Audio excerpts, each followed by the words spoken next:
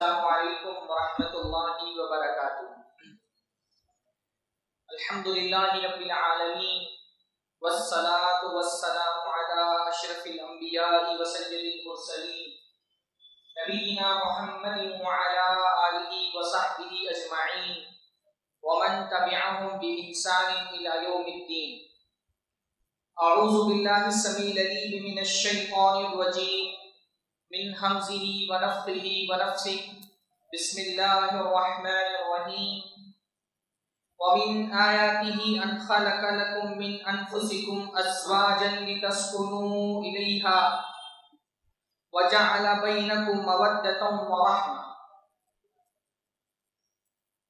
سب سے پہلے ہر طرح کی حمد و ثنا، عظمت اور بزرگی، کبریائی اور بڑائی اللہ رب العزت کی ولایت اور زیبا ہے، جس نے ہم کو پیدا کیا، اپنی بے شمار نعمتوں سے نوازا۔ اللہ تعالیٰ کا بہت بڑا احسان ہے کہ اللہ رب العالمین نے یہاں اس مسجد میں، اس مجلس میں ہم کو جمع ہونے کی توفیق عطا فرمائی۔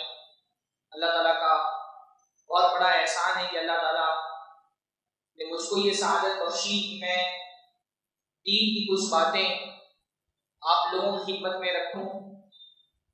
اللہ تعالیٰ کا بڑا احسان اور بڑی سعادت آپ کے لیے ہے کہ اس بابرکت مجلس میں آپ جمع ہوئے ہیں۔ اللہ تعالیٰ ہمارے یہاں اس جمع ہونے کو قبول فرمائیں، اور جو بھی باتیں دین کی روشنی میں رکھی جائیں اللہ تعالیٰ اس پر عمل کی توفیق ہم کو عطا فرمائیں۔ خطابات کا، اجلاس کا، جلسوں کا مقصد یہ ہوتا ہے کہ اس کے ذریعے سے ہمارے معاشرے کے اندر تبدیلی آئے۔ تو ہر اجلاس کے آغاز میں یہ بہت ضروری ہے کہ ہم یہ سوچ کر کے بیٹھیں کہ جو بھی باتیں اللہ اور اس کے رسول کے حوالے سے ہوں گی انشاءاللہ تعالی اس کو عمل میں لانے کی ہم کوشش کریں۔ ہاں ہمیں بولیں،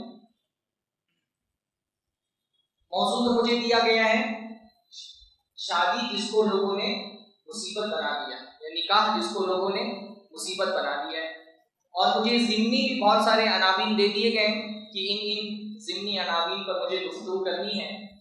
خلاصے کے طور پہ میں پہلے بتا دوں کہ 4 چیزیں آپ لوگوں کے سامنے مجھے رکھنی ہیں، بلکہ 4 پیغامات ہیں جو مجھے آج کے اس مختصر سے درس میں آپ لوگوں کی خدمت میں رکھنے ہیں۔ پہلا پیغام ہے شادی کرو، نکاح کرو۔ سب سے پہلا پیغام تو یہی ہے، نکاح کے فضائل۔ دوسرا پیغام ہے جلدی نکاح کرو، تاخیر مت کرو نکاح میں۔ تیسرا پیغام ہے سادگی کے ساتھ نکاح کرو، فضول خرچیاں، بلا وجہ کی رسومات سے نکاح کو بوجھل مت بناؤ۔ اور چوتھا اور بہت اہم پیغام ہے ایک سے زیادہ نکاح کرو۔ سمجھ رہے ہیں نا؟ 4 باتیں، نکاح کرو، جلدی نکاح کرو، سادگی کے ساتھ نکاح کرو، اور زیادہ نکاح کرو۔ تو انشاءاللہ تعالی جو باتیں سنی جائیں گی اس پر ہم عمل کا کم سے کم ارادہ کر لیں، تاکہ ارادے کم سے کم آپ لوگوں کو ثواب مل جائے، ہے نا؟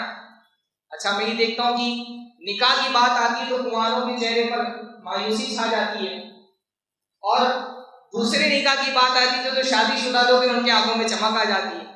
ہاں، اللہ تعالیٰ برکت دے۔ اللہ کا بڑا احسان ہے کہ اللہ تعالیٰ نے ہم کو اسلام کا پیروکار بنایا ہے۔ اسلام اس زمین پر اللہ تعالیٰ کا واحد مقبول دین ہے، محفوظ دین ہے۔ جیسا دین اللہ رب العالمین نے آسمان سے اپنے نبی پر نازل کیا تھا، آج بھی جو دین اپنی اصلی شکل میں آج بھی قرآن و سنت کے اندر موجود ہے۔ اور اس دین کی جو بہت ساری خصوصیات ہیں ان میں سے ایک بہت بڑی خصوصیت یہ ہے کہ یہ دین انسان کی فطرت کے موافق ہے، انسان کے فطری تقاضوں کے موافق ہے۔ اولاً تو اس دین کی بہت بڑی خصوصیت یہ ہے کہ دوسرے جو مذاہب ہیں ان مذاہب کی طرح یہ دین محض چند رسموں کا نام نہیں، محض چند عبادتوں کا نام نہیں، یہ دین ایک نظام حیات کا نام ہے۔ اللہ کے نبی صلی اللہ علیہ وسلم نے صرف ہمارے عقیدوں کی اصلاح نہیں کی ہے۔ اللہ کے نبی صلی اللہ علیہ وسلم اس زمین پر جب تشریف لائے تو اللہ کے نبی صلی اللہ علیہ وسلم نے صرف عبادات کے طریقے ہم کو نہیں بتائے، بلکہ زندگی کے جتنے شعبے ہیں ان سارے شعبوں میں دین نے ہماری رہنمائی کر دی ہے۔ کوئی گوشہ ہماری زندگی کا اسلام نے اندھیرے میں نہیں چھوڑا ہے، ہر جگہ ہماری انگلی پکڑ کر کے ہم کو سیدھا راستہ دکھا دیا ہے۔ ان ھذا القرآن یہدی للتی ہی اقوم، اللہ تعالیٰ نے فرمایا کہ یہ قرآن اس راستے کی طرف رہنمائی کرتا ہے جو سب سے درست ترین راستہ ہے، سب سے بہترین راستے کی طرف ہدایت کرتا ہے۔ تو ہمارا دین ہم کو صرف عبادت کے طریقے نہیں سکھاتا، ہمارے دین نے زندگی میں چاہے وہ سیاست کا مسئلہ ہو، چاہے وہ معیشت اور تجارت کا مسئلہ ہو، چاہے وہ کاروبار کا مسئلہ ہو، چاہے وہ معاشرے اور سماج کا مسئلہ ہو، ہمارے دین نے زندگی کے ہر شعبے میں الحمدللہ ہماری رہنمائی کی ہے کہ ہمارے دین میں وسعت کتنی ہے، پھیلاؤ کتنا ہے۔ زندگی کا کوئی مرحلہ ایسا نہیں ہے جہاں پر آدمی کہے کہ یہ میرا پرسنل معاملہ، اس کا تعلق دین سے نہیں۔ کسی بھی مسئلے میں زندگی کے آپ یہ نہیں بول سکتے کہ یہ میرا پرسنل معاملہ ہے، اس کا تعلق دین سے نہیں ہے۔ ایون آدمی جب اپنی بیوی کے ساتھ اکیلے میں ہوتا ہے، خلوت میں، وہاں پر بھی دین نے اس کو کچھ احکامات دیے جس کی اس کو رعایت کرنی ہے۔ وہاں پر بھی نہیں بول سکتا یہ میرا اور میری بیوی کے بیچ کا معاملہ ہے، دین کو اس میں دخل اندازی کی ضرورت نہیں۔ وہاں پر بھی انسان کو دین کے احکام اور تقاضوں کا خیال رکھنا ہے۔ اللہ تعالیٰ کا بڑا احسان ہے کہ اللہ تعالیٰ نے ہم کو کسی اندھیرے میں نہیں رکھا۔ اللہ کے نبی نے فرمایا میں تم کو ایسی روشن چراغ پر چھوڑ کر کے جا رہا ہوں جس کی راتیں بھی دین کے مانند اجالے والی ہیں۔ ہر مرحلے میں اللہ رب العالمین نے ہماری رہنمائی فرمائی ہے، اور زندگی کے ان بہت سارے مراحل میں ایک مرحلہ ہے ازدواج کا مرحلہ، نکاح کا مرحلہ، شادی کا مرحلہ۔ شریعت نے کمپلیٹ رہنمائی ہماری فرما دی ہے نکاح کے مسائل میں، کہیں پر بھی ہم کو اندھیرے میں شریعت نے نہیں رکھا ہے۔ شریعت نے ہمارے لیے ہمارے دین کے اندر نکاح بھی ہماری شریعت کا حصہ ہے، ہمارے دین کا حصہ ہے۔ نکاح بھی ایک طرح کی عبادت ہے۔ آپ دیکھیں گے اسلام میں اور دیگر مذاہب میں جو بنیادی فرق ہے، اس میں سے ایک فرق یہ بھی ہے کہ دنیا میں جو دیگر مذاہب ہیں ان کے ہاں عورت کے بارے میں یہ تصور ہے کہ جو آدمی عورت سے جتنا دور رہے گا اللہ کے اتنا قریب ہو جائے گا۔ تقوی کا معیار دیگر مذاہب کے اندر کیا ہے کہ اگر تم کو اللہ سے قریب ہونا ہے، بیوی سے دور ہو جاؤ، بچوں سے دور ہو جاؤ، سنیاس لو لو، جوگی بن جاؤ، جنگلوں میں چلے جاؤ، اللہ اللہ کرو تو تم اللہ کے قریب ہو سکتے ہو۔ ہمارے دین میں اس کا برعکس ہے۔ ہمارے دین میں یہ بتایا گیا ہے کہ اللہ سے اگر قربت حاصل کرنی ہے بیویوں کے قریب ہو جاؤ، جتنا اپنے گھر والوں کے ساتھ اس میں سلوک کرو گے اللہ رب العالمین کی قربت نصیب ہوگی۔ ہمارے دین میں رہبانیت نہیں ہے، جوگی پن نہیں ہے، سنیاسی پن نہیں ہے کہ اللہ رب العالمین سے قریب ہونا ہے تو بیوی سے دور ہونا پڑے گا، بلکہ ہمارے دین میں تو نکاح اپنے آپ میں ایک عبادت ہے، ایک ثواب کا کام ہے۔ اللہ کے نبی صلی اللہ علیہ وسلم کی سنت ہے، اللہ کے نبی صلی اللہ علیہ وسلم کا حکم ہے، انبیاء کی سنت ہے۔ تو اگر کوئی بندہ اللہ تعالیٰ سے قریب ہونا چاہتا ہے تو اللہ تعالیٰ کی قربت حاصل کرنے کے لیے جو کام وہ کر سکتا ہے اس میں سے ایک کام کیا ہے؟ نکاح کرنا۔ اللہ رب العالمین نے یہ جو انسان کی فطری ضرورت ہے، عورت کی ضرورت، عورت کے لیے مرد کی ضرورت، مرد کے لیے عورت کی ضرورت، اس کو ہماری شریعت میں عیب نہیں قرار دیا گیا۔ آپ دیکھیں گے دیگر مذاہب میں جو مذہبی پیشوا ہوتے ہیں، پادری ہیں، پنڈت ہیں، وہ شادی نہیں کرتے۔ کیوں؟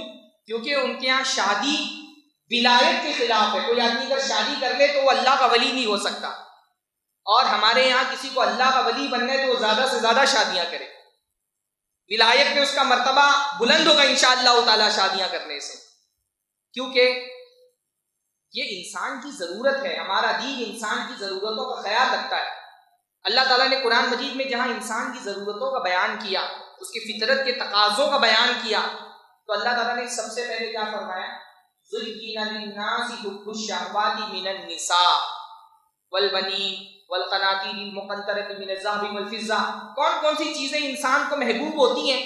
بہت ساری چیزوں کا بیان ہوا۔ سب سے پہلے کیا فرمایا؟ زُيِّنَ لِلنَّاسِ حُبُّ الشَّهَوَاتِ مِنَ النِّسَاءِ۔ اللہ تعالیٰ نے انسان کے لیے بہت ساری چیزوں کو محبوب بنا دی، اس میں سب سے پہلے کیا فرمایا؟ عورتوں کی ضرورت، عورتوں کی خواہش اللہ تعالیٰ نے انسان کی فطرت میں ڈال دی ہے۔ شریعت ہماری اس کو عیب نہیں مانتی۔ یہ جو شہوت اللہ تعالیٰ نے رکھی ہے مردوں کے اندر، ہماری شریعت اس کو عیب نہیں مانتی، بلکہ اللہ تعالیٰ نے تو یہ جو رغبت ہے مردوں کی عورتوں کی طرف، اس رغبت کو اللہ تعالیٰ نے اپنی نشانی قرار دیا ہے۔ اللہ نے فرمایا وَمِنْ آيَاتِهِ أَنْ خَلَقَ لَكُم مِّنْ أَنفُسِكُمْ أَزْوَاجًا لِتَسْكُنُوا إِلَيْهَا۔ اللہ کی بہت ساری نشانیوں میں سے ایک نشانی یہ بھی ہے کہ اللہ نے تمہیں میں سے تمہارا جوڑا بنایا۔ ہر چیز کا ایک جوڑا ہے، صرف اللہ ہی جس کا کوئی جوڑا نہیں ہے، باقی کائنات میں ہر چیز کا اللہ نے جوڑا بنایا ہے۔ مردوں کا جوڑا اللہ نے کس کو بنایا؟ عورت کو بنایا۔ کیوں بنایا؟ اللہ فرماتا ہے لِتَسْكُنُوا إِلَيْهَا، تاکہ تم ان سے سکون حاصل کرو۔ اللہ نے سکون رکھا، اللہ اس کو گناہ نہیں کہتا، اللہ نے اس کو سکون قرار دیا ہے۔ اور آپ سمجھ سکتے ہیں کہ اللہ نے جیسا سکون مردوں کے لیے عورت کے اندر رکھا ہے، ویسا سکون اللہ تعالیٰ نے مردوں میں، یعنی کائنات میں آدمی کے لیے عورت کا بدل کچھ بھی نہیں ہو سکتا، بیوی کا بدل کچھ بھی نہیں ہو سکتا۔ اللہ نے ایسا سکون رکھا ہے نا؟ جو علامہ اقبال کا بڑا مشہور شعر ہے نا، کیا وجود زن سے ہے تصویر کائنات میں رنگ، عورت کے وجود سے یہ کائنات حسین ہے۔ ایک انسان کی زندگی میں ساری نعمتیں اس کی بھر دی جائیں، عورت کی نعمت سے اگر اس کی زندگی محروم ہے تو اس کی زندگی سادہ ہے، بے سکونی ہے اس کے اندر۔ اللہ تعالیٰ نے عورت میں ایک سکون رکھا ہے۔ اس لیے آپ دیکھیں گے کہ جو نوجوان شادی کی عمر کو پہنچ جاتے ہیں اور ان کی شادی نہیں ہوتی، وہ ایک الگ طرح کے ڈپریشن کا شکار ہوتے ہیں۔ جو سکون کا مطلب کیا ہوتا ہے؟ سکون کا مطلب ہوتا ہے ٹھہراؤ، ہے نا؟ ساکین ہم بولتے ہیں نا کسی چیز کو، ساکین کا مطلب کیا ہوتا ہے؟ ایک چیز ٹھہر گئی ہے۔ زندگی میں آدمی نکاح کر لیتا ہے تو کیا ہوتا ہے؟ اس کی زندگی میں ٹھہراؤ آ جاتا ہے۔ کنواروں کے بارے میں بعض سلف نے ایک مثال بیان کی کہ کنوارے جو ہے نا، چٹیل میدان میں جہاں تیز ہوائیں چل رہی ہوں، اس میں کوئی سوکھا پتا اگر گرا ہوا ہو نا، سوکھے پتے کی کیا حالت ہوتی ہے؟ ادھر جنوب میں ہوا چلی تو جنوب میں اڑ گیا، شمال میں ہوا چلی تو شمال میں اڑ گیا۔ کنوارے کی حالت معاشرے میں اسی سوکھے پتے کی طرح ہوتی ہے، کبھی یہاں بھاگ رہا ہے، کبھی وہاں بھاگ رہا ہے، کبھی فتنوں کی ہوائیں اس کو یہاں لے کر کے جا رہی، کبھی وہاں لے کر کے جا رہی ہے، کبھی سوچ رہا ہے فلاں لڑکی سے شادی کر لوں، فلاں لڑکی سے شادی کر لوں۔ اس کی زندگی میں ٹھہراؤ نہیں ہوتا، کنواروں کی زندگی میں بے سکونی ہوتی ہے۔ اللہ نے فرمایا تمہارے لیے اللہ نے سکون رکھا ہے، وَجَعَلَ بَيْنَكُمْ مَوَدَّةً وَرَحْمَةً، اور اللہ تعالیٰ نے تمہارے اور ان کے درمیان میں کیا ڈال دی ہے؟ محبت ڈال دی ہے، رحمت ڈال دی ہے۔ تو اللہ نے عبادت بنایا ہے، ان عورتوں سے نکاح کرنے کو عبادت بنایا ہے۔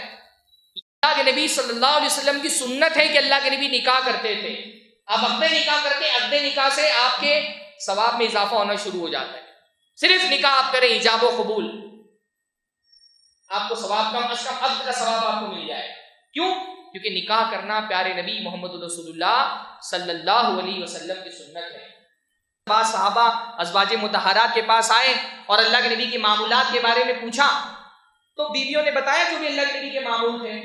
تو صحابہ کرام کو لگا یہ بہت کم ہے، ہم کو ذرا سا زیادہ نیکیاں کرنی چاہیے، اللہ کے نبی سے بھی زیادہ نیکیاں کریں ہم۔ اللہ کے نبی صلی اللہ علیہ وسلم نے کم کی کیونکہ اللہ کے نبی بخشائے۔ تو صحابہ نے بہت سارے جو وعدے کیے، ان میں سے ایک صحابی تھے، انہوں نے کیا کہا؟ میں عورتوں سے شادی نہیں کروں گا، زندگی بھر میں بغیر شادی کے گزار دوں گا۔ جب یہ بات اللہ کے نبی کو پتا چلی تو اللہ کے نبی فرمایا، غصہ ہو گیا اللہ کے نبی، چہرہ سرخ ہو گیا غصے سے۔ اللہ کے نبی نے لوگوں کو جمع کیا اور کہا کہ کیا بات ہے، لوگ ایسی بات کر رہے ہیں، مجھ سے زیادہ متقی اور پرہیزگار کوئی نہیں ہے، اس کے باوجود میں روزہ بھی رکھتا ہوں، کسی دن روزہ نہیں بھی رکھتا، میں رات میں نماز بھی پڑھتا ہوں، سوتا بھی ہوں، وَأَتَزَوَّجُ النِّسَاءَ، اور میں عورتوں سے شادیاں بھی کرتا ہوں۔ کسی کو یہ نہیں لگنا چاہیے کہ وہ شادی نہیں کرے گا تو اس کا مقام اللہ کے بڑھ جائے گا، بہت متقی بن جائے گا۔ مجھ سے زیادہ متقی کوئی نہیں ہے، لیکن میں شادیاں کرتا ہوں۔ وَتَزَوَّجُ النِّسَاءَ فَمَنْ رَغِبَ عَنْ سُنَّتِي فَلَيْسَ مِنِّي، تو جو میری سنت کو چھوڑ دے وہ میرے طریقے کا نہیں، ہم میں سے نہیں۔ تو پہلی بات تو یہ شادیاں کرو، شادی نبی صلی اللہ علیہ وسلم کی سنت ہے، شادی تمام انبیاء کی سنت ہے۔ اللہ رب العالمین نے قرآن مجید میں فرمایا کہ وَلَقَدْ أَرْسَلْنَا رُسُلًا مِّن قَبْلِكَ وَجَعَلْنَا لَهُمْ أَزْوَاجًا وَذُرِّيَّةً، کہ آپ سے پہلے جتنے رسولوں کو ہم نے بھیجا، ہم نے ان کو اولاد بھی دی، ہم نے ان کو ازواج بھی دیے۔ انبیاء کی بیویاں ہوتی تھیں، انبیاء سنیاس لینے والے جوگی نہیں ہوتے تھے۔ تو نکاح کرنا نبی کی بھی سنت، نکاح کرنا انبیاء کی بھی سنت، اور نکاح کرنے کا حکم بھی اللہ کے نبی صلی اللہ علیہ وسلم نے دیا. فرمایا تزوج الودود الولود، زیادہ محبت کرنے والی اور زیادہ بچے دینے والی عورتوں سے شادی کرو. نبی نے حکم دیا شادی کرو. نبی نے اپیل کی اپنی امت والوں سے شادیاں کرو، شادی کر کے بچے پیدا کرو تاکہ اس امت میں کثرت ہو، اضافہ ہو امت کے اندر. شادیاں کرنے کا حکم دیا. آپ بتائیے اگر اللہ کے نبی صلی اللہ علیہ وسلم بنفس نفیس اس مجلس میں ہمارے موجود ہوتے اور اللہ کے نبی صلی اللہ علیہ وسلم نوجوانوں سے اپیل کرتے شادیاں کرو اور بچے زیادہ پیدا کرو، فَإِنِّي مُكَاثِرٌ بِكُمُ الْأُمَمَا، کیونکہ قیامت کے دن تمہاری کثرت پر مجھے فخر ہوگا، میں فخر کروں گا تمہاری کثرت پر. تو کیا ہم اللہ کے نبی صلی اللہ علیہ وسلم کی اس اپیل کو اگنور کرتے ہیں؟ نوجوانوں سے اللہ کے نبی صلی اللہ علیہ وسلم نے اپیل کی ہے جلدی شادی کرو، نکاح کرو زیادہ بچے دینے والی اور محبت کرنے والی عورتوں سے. تو نکاح مجھے سمجھ میں نہیں آتا. آدمی دنیا کے پیچھے ہمارا نوجوان اتنا بھاگ رہا ہے، اس کو کریئر بنانا ہے، اس کو بڑا کاروبار کرنا ہے. ہاں ہمارے یہاں کیا کہا جاتا ہے، لڑکا اپنے پیروں پہ کھڑا ہو جائے گا اس کے بعد نکاح کرے گا. اور پیروں پہ کھڑا کرتے کرتے بیچارے کو اس عمر میں پہنچا دیتے ہیں جہاں اس کے گھٹنے میں درد شروع ہو جاتا ہے. ہاں کس عمر میں؟ میں آج کل نکاح پڑھا رہا ہوں، لڑکوں کی عمریں دیکھنے میں آتی ہیں 30 32 35، یہ حالت ہے. 30 سال 32 سال کے بعد لڑکوں کی نکاح ہو رہے ہیں. آپ کے اورنگ آباد کی صورتحال مجھے نہیں پتا. تو دیکھنے میں یہ آ رہا ہے کہ جو طبقہ جتنا زیادہ مالدار ہے اس کے یہاں نکاح کرنے کا رجحان اتنی تاخیر سے. غریب بندہ وہ 16 17 18 20 سال کی عمر میں شادیاں ہو جا رہی غریبوں کی، ان کو نہیں فکر ہے. اور جتنا پیسے والی سوسائٹی ہے، جتنا زیادہ کریئر بنانے کا بھوت سوار ہے دماغوں پر، چاہے لڑکے ہوں چاہے لڑکیاں ہوں، جتنا زیادہ مال کمانے کا بھوت سوار ہے دماغوں پر، اتنا نکاح تاخیر سے ہو رہے. اور شہروں میں یہ رجحان بہت تیزی کے ساتھ بڑھ رہا ہے. 30 سال کی عمر میں، 32 سال کی عمر میں نکاح ہو رہے ہیں. بھائی بیوی اللہ تعالیٰ کی کتنی بڑی نعمت ہے. دنیا کی نعمتوں میں بیوی سے بڑی کوئی نعمت ہے؟ اللہ کے نبی نے کیا فرمایا، الدنیا کلھا متاع وخیر متاع الدنیا المرأۃ الصالحہ. دنیا ساری کی ساری فائدہ اٹھانے کی چیز ہے، متاع ہے، اور سب سے بہترین چیز کون سی ہے؟ بیوی، نیک بیوی. تو آپ یہ دنیا کی فضول کی نعمت، مطلب فضول کی چیزوں کے لیے آپ اتنی بڑی نعمت سے اپنے آپ کو کیسے محروم رکھ سکتے ہیں؟ تو اللہ تعالیٰ نے عورت کو بھی بہترین متاع قرار دیا، اور اللہ کے نبی صلی اللہ علیہ وسلم نے عورت کے لیے بھی شوہر کو بہترین چیز قرار دیا. یعنی اللہ کے نبی صلی اللہ علیہ وسلم نے ایک عورت کو دیکھا، کہا کہ کیا تمہارا کوئی شوہر ہے؟ تو کہاں ہے، میرا شوہر ہے. تو اللہ کے نبی فرمایا تو اس کی اطاعت کرو، فَإِنَّهُ جَنَّتُكِ وَنَارُكِ، کیونکہ تمہارا شوہر ہی تمہاری جنت ہے اور تمہارا جہنم ہے. یعنی شوہر کی اطاعت کرو گی تو کیا ہوگا؟ جنت میں جاؤ گے، اور شوہر کی نافرمانی کرو گی تو کیا ہوگا؟ جہنم میں جاؤ گے. شوہر کو جنت میں جانے کا ذریعہ بتایا اللہ کے نبی صلی اللہ علیہ وسلم. یعنی اس بہت مشہور حدیث ہے نا، اللہ نے فرمایا کوئی عورت اپنے شوہر کی فرما برداری کرے، 5 وقت کی نمازیں پڑھ لے، روزہ رکھ لے، جو دین کے بنیادی احکام ہے اس پر عمل کرے، اور جنت کے جس دروازے سے داخل ہونا چاہے جنت میں داخل ہو جائے. تو نکاح اتنی بڑی نعمت ہے. نعمتوں کے معاملے میں کو کوشش کیا کرنا چاہیے؟ تیزی، نعمت جلدی حاصل کرنے کی کوشش کرنی چاہیے. ہمارے یہاں نکاح میں تاخیر کا مسئلہ نہیں رہ گیا ہے، آہستہ آہستہ یہ فتنہ بن گیا ہے. نکاح میں تاخیر صرف مسئلہ نہیں، مسئلہ وہ چھوٹا لفظ ہوتا ہے، یہ فتنہ ہے. فتنہ نکاحوں میں دیر کرنا، اور یہ فتنہ میں نہیں کہہ رہا، اللہ کے نبی صلی اللہ علیہ وسلم نے نکاح میں تاخیر کو فتنہ کہا ہے. اللہ کے نبی صلی اللہ علیہ وسلم نے فرمایا اذا اتاکم من ترضون دینہ وخلقہ فزوجوہ، جب تمہارے پاس ایسے لڑکوں کے رشتے آئیں، لڑکی کے اولیاء کو خطاب کرتے ہوئے فرمایا کہ جب ایسے لڑکے رشتے بھیجے تمہارے پاس جن کے دین اور اخلاق سے تم راضی ہو تو اپنی بچیوں کی شادی کرا دو. وَإِلَّا تَفْعَلُوا، اور اگر بچیوں کی شادیاں نہیں کراؤ گے، رشتے آ رہے ریجیکٹ کرتے جا رہے ہو، تو کیا ہوگا؟ تَكُنْ فِي الْأَرْضِ فِتْنَةٌ وَفَسَادٌ عَرِيضٌ. اللہ کے نبی نے فرمایا اگر رشتے ٹائم پر نہیں کرو گے زمین پر فتنہ ہوگا. میرا لفظ نہیں فتنہ، اللہ کے نبی نے کہا فتنہ ہوگا. وَفَسَادٌ عَرِيضٌ، اور بہت زیادہ فساد پھیلے گا، پھیلا ہوا فساد. یعنی کسی ایک شعبے میں فساد نہیں ہوگا، بہت ساری خرابیاں جنمیں گی معاشرے کے اندر اگر نکاح وقت پر نہیں ہوگا. اور آج ہم اپنی آنکھوں سے دیکھ رہے ہیں کہ یہ فساد پھیل رہا ہے، ہر سطح پر پھیل رہا ہے، بہت سارے فساد پھیل رہے ہیں. ہمارا دین کسی بھی عمر میں، شادی کی عمر ہو گئی، آدمی بالغ ہو گیا، بالغ ہونے کے بعد ہمارے دین کی تعلیم یہ ہے کہ بندے کا نکاح. اچھا ہمارے یہاں سوال ہوتا ہے کہ علماء کہتے ہیں وقت پر شادی کر دو، تو وقت پر شادی کرنے کی عمر کیا ہے؟ یعنی وقت کون سا ہے شادی کرنے کا؟ کون سی عمر ہے جس میں شادی کر لینے کا مطلب وقت پر شادی کرنا ہے؟ بہت سارے لوگ سوال کرتے ہیں کہ جلدی شادی کرنے کا مطلب کب، کس عمر میں شادی کرنی چاہیے؟ دیکھیے شادی جو ہے وہ ہماری فطرت کی ضرورت ہے نا، ہمارے جسم کی ضرورت ہے. اللہ کا بڑا فضل ہے کہ اللہ تعالیٰ نے ہماری جسمانی ضرورت کو بتانے کے لیے ہمارے جسم کے اندر انتظام کر دیا. ہمارے جسم کی جو ضرورت ہوتی ہے کوئی باہر سے آ کر کے ہم کو نہیں بتاتا، ہمارا جسم ہم کو بتا دیتا ہے کہ ہمارے جسم کو اسی چیز کی ضرورت ہے. آپ کے جسم کو پانی کی ضرورت ہوتی ہے، کیسے پتہ چلتا ہے آپ کو؟ پیاس لگتی ہے، گلا سوکھتا ہے نا، آپ کو سمجھ میں آتا ہے کہ آپ کے جسم میں پانی کی قلت ہو گئی ہے، اب آپ کو پانی پینا چاہیے، آپ کے جسم نے بتا دیا. ہمارے جسم کو کھانوں کی ضرورت ہوتی ہے تو ہم کوئی بلڈ ٹیسٹ نہیں کراتے، ہاں ہم کوئی بی پی چیک نہیں کرتے، ہم کیا کرتے ہیں؟ بھوک لگتی ہے، ہمارا پیٹ جو ہے وہ دماغ کا سگنل بھیج دیتا ہے کہ اب جسم کو کھانے کی ضرورت ہے، کھانا کھا لو. کوئی ٹیسٹ کرانے کی ضرورت ہوتی ہے، کھانے کے بارے میں کوئی پوچھتا ہے کہ کھانا کب کھانا چاہیے؟ اللہ تعالیٰ نے جسم بنا دیا ہے، جسم خود بتا دیتا ہے کہ کھانے کی ضرورت ہے. شادی کی بھی جو ضرورت ہے کوئی باہر سے آپ کو نہیں بتائے گا آ کر کے کہ آپ کو شادی کی ضرورت ہے. آپ کا جسم بالغ ہو کر کے آپ کو متنبہ کر دیتا ہے، الارم بج جاتا ہے کہ اب نکاح کی عمر کو آپ پہنچ چکے. بالغ ہو جانے کا مطلب کیا ہوتا ہے؟ بالغ ہونے کا مطلب ہی ہوتا ہے کہ آپ اب نکاح کی عمر کو پہنچ چکے، اب نکاح کر لینا چاہیے. ہاں بھائی بلاغہ کا مطلب ہی، بلاغہ مطلب ہوتا ہے پہنچنا. قرآن مجید میں کیا کہا گیا؟ حتی اذا بلغوا النکاح، جب بچے نکاح کی عمر کو پہنچ جائیں. بالغ مطلب ہی ہوتا ہے کہ یہ بندہ نکاح کی عمر کو پہنچ چکا ہے.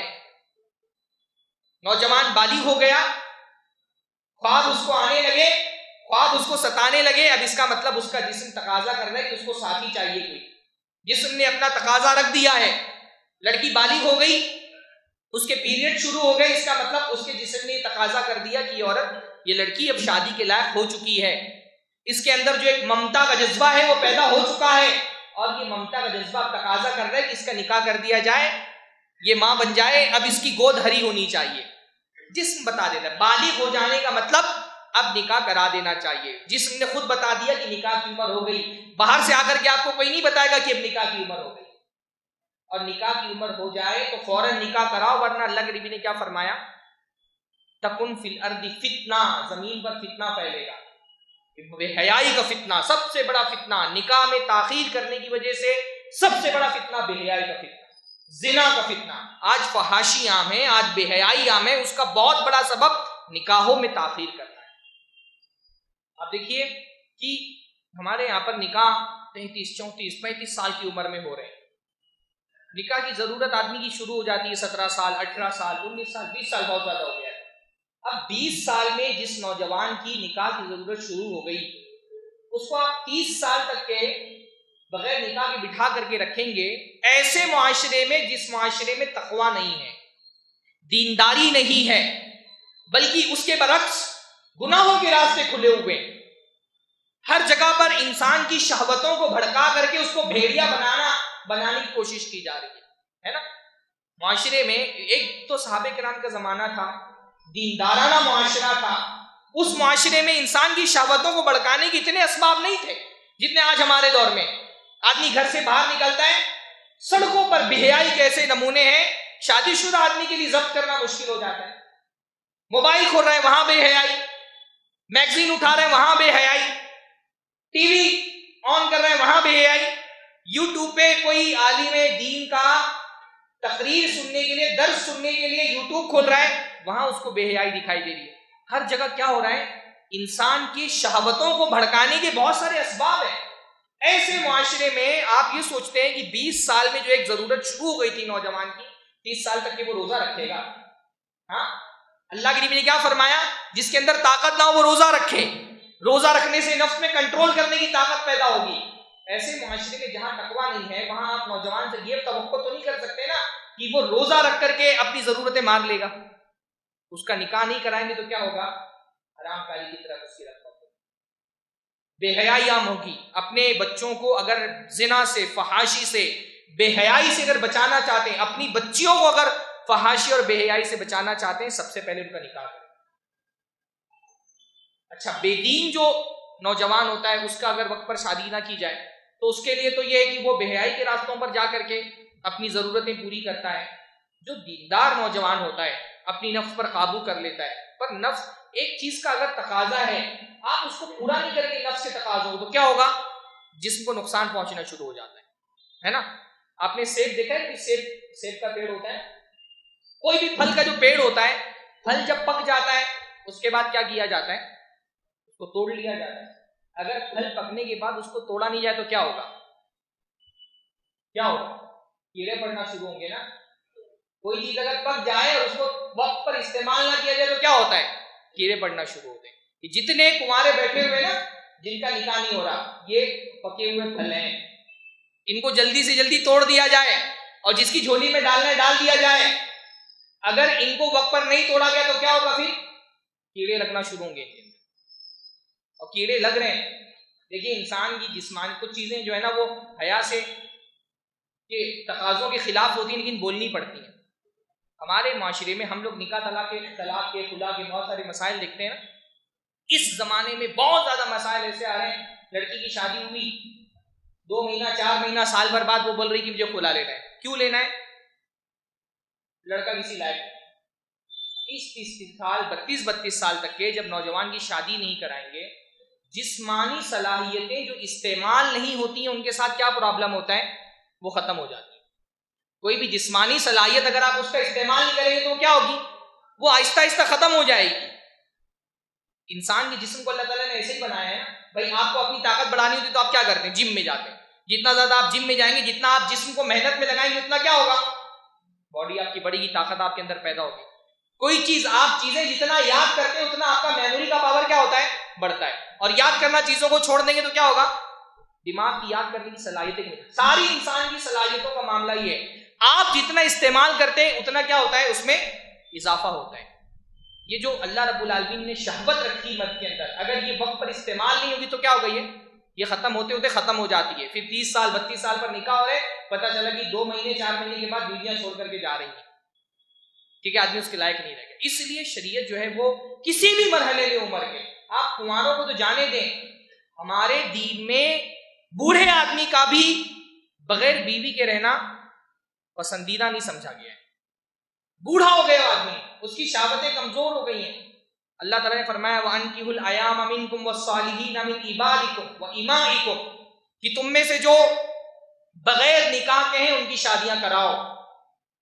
ایامہ مطلب کیا ہوتا ہے؟ اییم، جس کا شادی ہوئی تھی کسی وجہ سے شادی ختم ہو گئی، طلاق ہو گیا، خلا ہو گیا، بیوی مر گئی، کسی کا شوہر مر گیا، فرمایا ان کا نکاح کراؤ. غلاموں تک کا حکم دیا گیا کہ ان کی شادیاں کراؤ.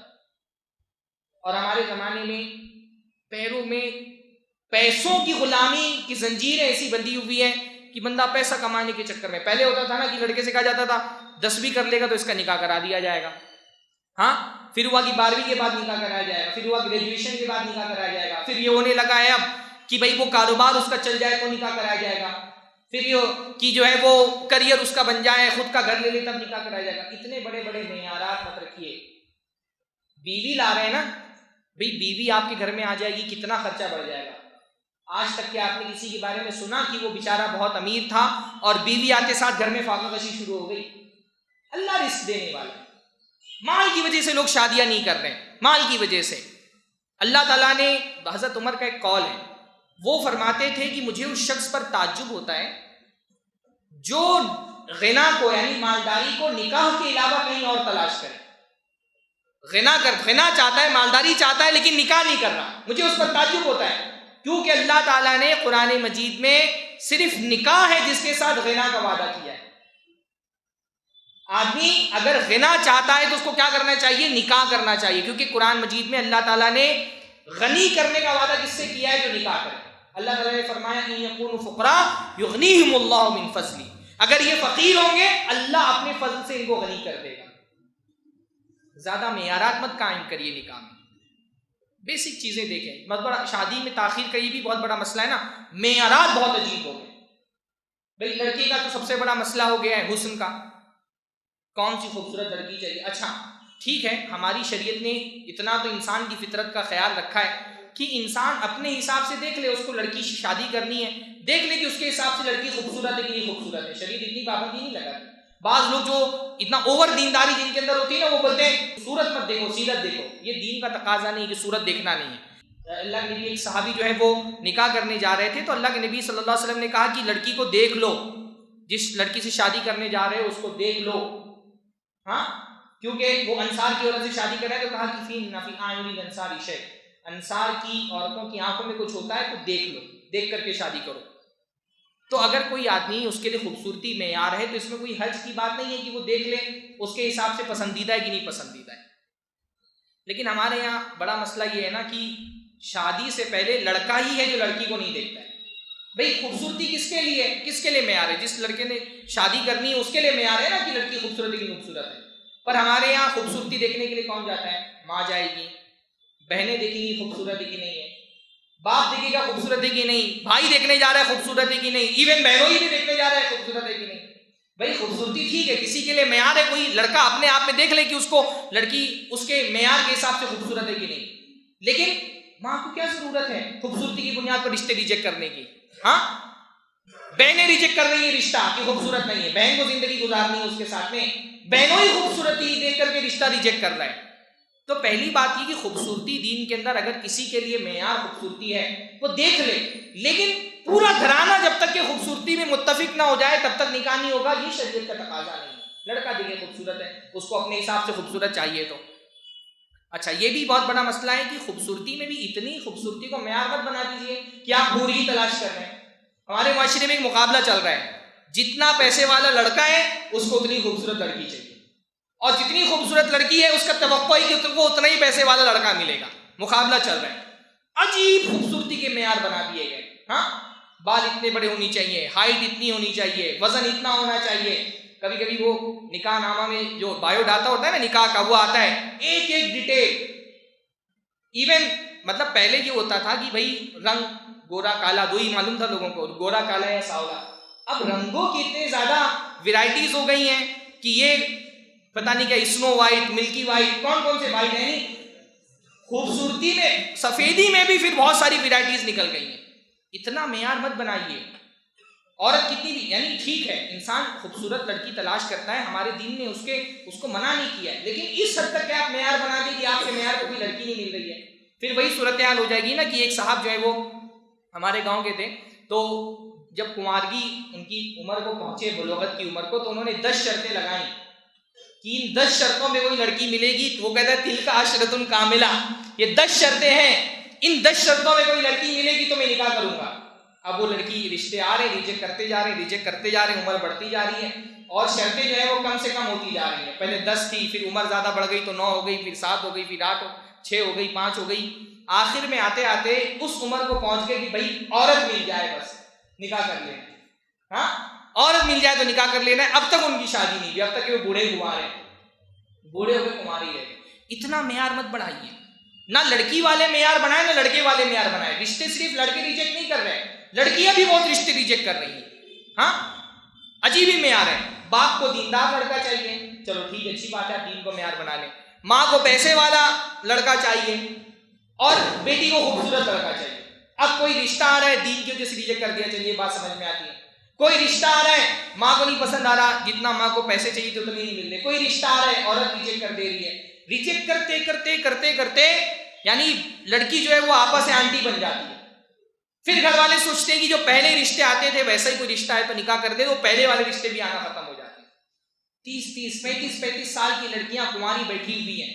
خاص طور پہ یہ کریئر بنانے کا بھوت جو سوار کر دیا گیا عورتوں پہ نا, کریئر بنانا ہے. ابھی لڑکی کی شادی نہیں کرنا ہے, کیوں؟ ڈگری حاصل کرنی ہے, BA کرے گی, MA کرے گی, PhD کر رہی ہے, ڈاکٹر بن رہی ہے. اب وہ کریئر بناتے بناتے ماں بننے کی عمر اس کی ختم ہو جاتی ہے. لڑکی کا سب سے بڑا کریئر تو یہ کہ وہ اچھی ماں بن جائے. اعلیٰ ڈگریاں حاصل کرنا لڑکی کا کریئر نہیں ہے. اچھا کریئر یہ ہے کہ وہ نیک صالح دیندار لڑکوں کی ماں بنے. لڑکی کا کریئر یہ ہے کہ وہ اچھے شوہر کی بیوی بن جائے، وہ کریئر ہے اس کا۔ یہ کریئر کی خباثت سرمایہ دارانہ نظام نے ہماری بچیوں کے دماغ میں ڈال دیا ہے کہ اعلیٰ ڈگریاں حاصل کرنا کریئر ہے، بڑی زیادہ تعلیم حاصل کر لینا کریئر ہے۔ کریئر وہ نہیں، ٹھیک ہے ہمارے معاشرے میں ایک خاص تعداد میں کچھ خاص فنون میں تعلیم یافتہ لڑکیاں ہم کو چاہیے، لیکن یہ کون سی تعلیم ہے جس کی وجہ سے لڑکیوں کی عمر نکل جا رہی ہے شادی کی؟ عجیب عجیب طرح کے بہانے ہیں ہمارے معاشرے کے اندر۔ بعض نوجوان شادی نہیں کر رہے ہیں، کیوں؟ کہہ رہے ہیں کہ وہ بہن کی شادی ہو جائے گی اس کے بعد کریں گے۔ یہ بھی بہت عام بہانہ ہے ہمارے کہ بہن کی شادی ہو جائے گی اس کے بعد شادی کریں گے۔ کسی نوجوان سے پوچھو کیوں نہیں کر رہے، ارے بھائی پہلے بہن کی ہو جائے پھر کریں گے۔ اس نوجوان سے پوچھو کیوں نہیں شادی کر رہے، پہلے بہن کی ہو جائے گی پھر کریں گے۔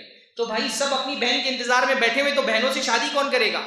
تم اس کی بہن سے شادی کرو، تمہاری بہن سے شادی کرے گا، سب کی شادی ہو جائیں گی۔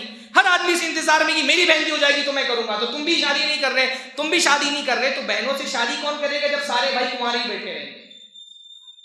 اس کو کوئی معیار مت بنائیے کہ بہن کی شادی ہو جائے گی اس کے بعد شادی کریں گے۔ برادری کا معیار ہے، الگ الگ طرح کے معیارات ہیں، معیارات ہلکے رکھیے۔ تو جلد از جلد نکاح کریے، جلدی نکاح کرنے سے آدمی کا ایمان محفوظ ہو جاتا ہے۔ اسی طرح سے نکاح سادگی کے ساتھ کریں۔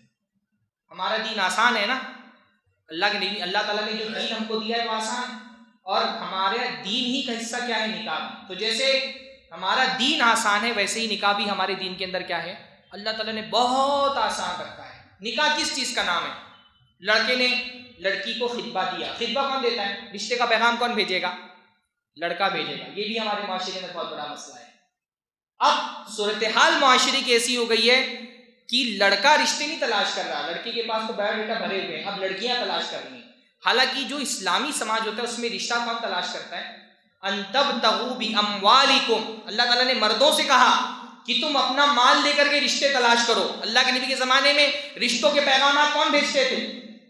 مرد بھیجتا تھا، عورتوں کے پاس رشتوں کے پیغام بھیجے جاتے تھے۔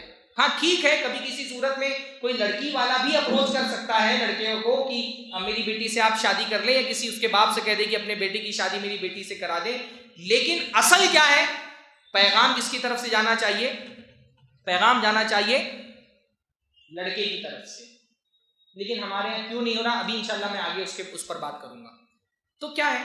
لڑکے نے پیغام بھیجا، لڑکی کے گھر والوں کو، لڑکی کے ولی کو بھیجا، لڑکی کے ولی کو سمجھ میں آ گیا، اس نے کہا چلو نکاح کر لیتے ہیں۔ ایک مجلس ہو گئی، مجلس میں کیا ہوا؟ لڑکی کے والد نے لڑکے سے کہا کہ میں اپنی بیٹی تمہارے نکاح میں اتنے مہر کے عوض دے رہا ہوں۔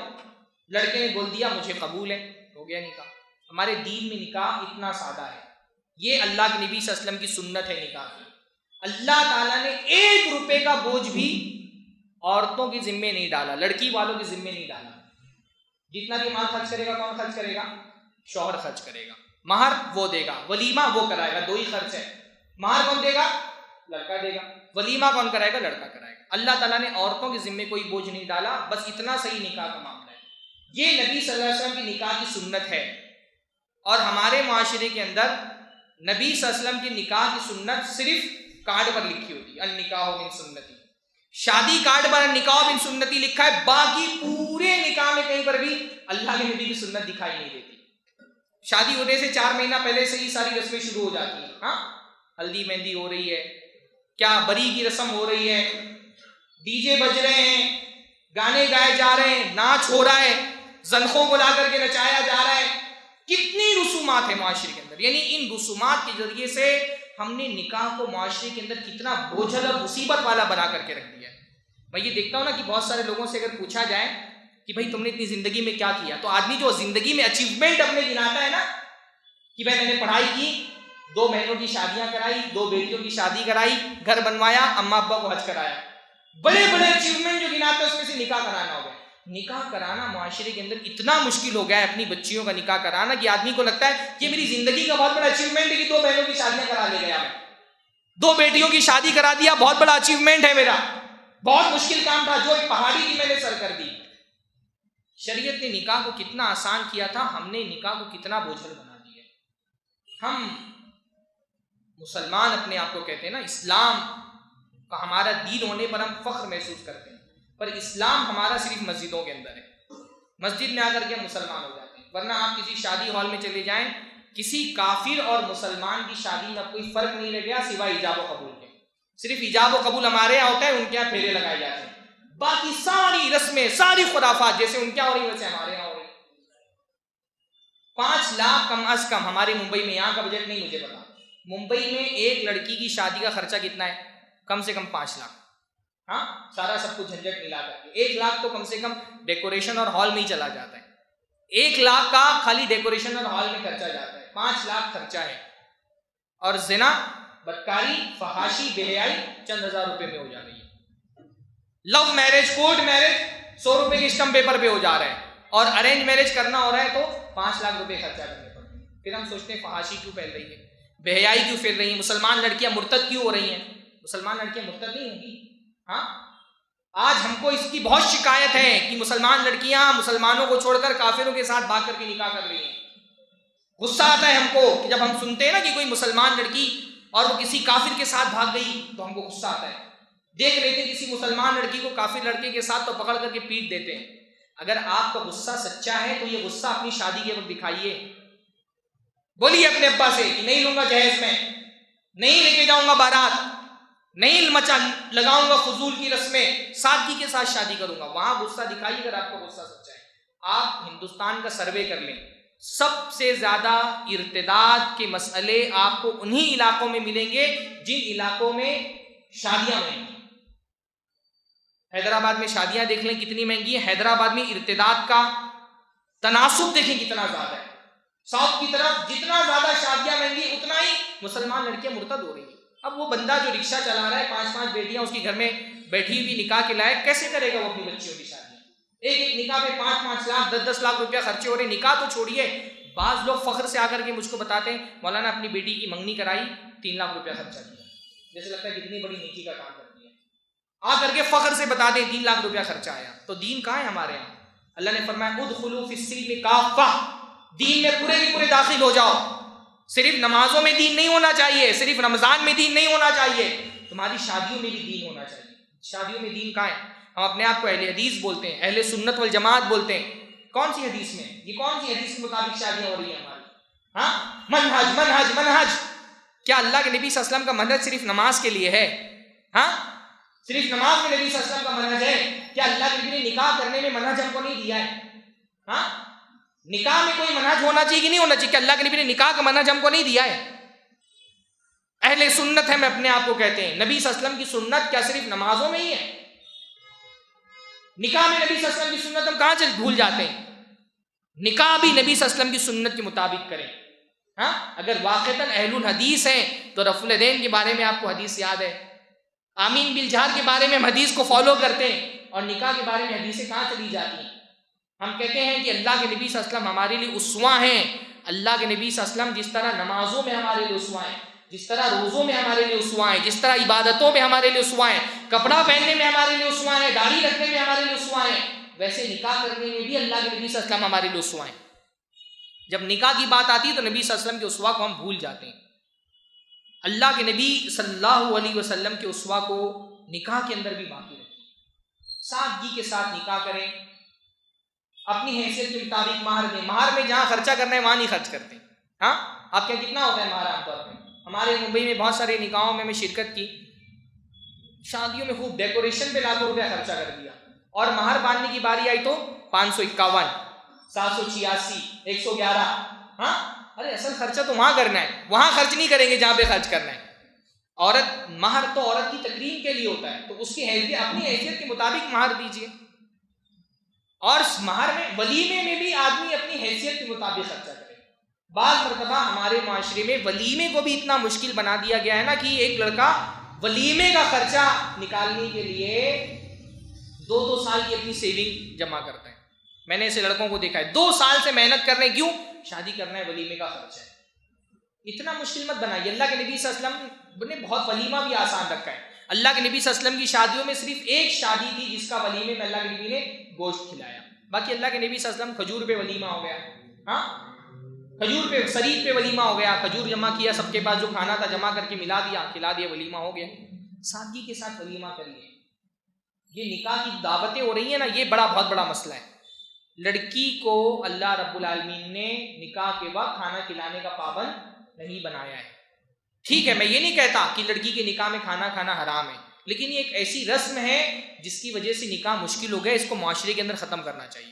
یہ لڑکیوں کی طرف سے جو کھانا کھلایا جا رہا ہے اس کو ختم کرنے کی کوشش کرنی چاہیے کہ لڑکیوں کی طرف سے لڑکی والوں پر کھانے کا بوجھ نہ ڈالا جائے، براتیوں کا بوجھ نہ ڈالا جائے، سادگی کے ساتھ ہو جائے۔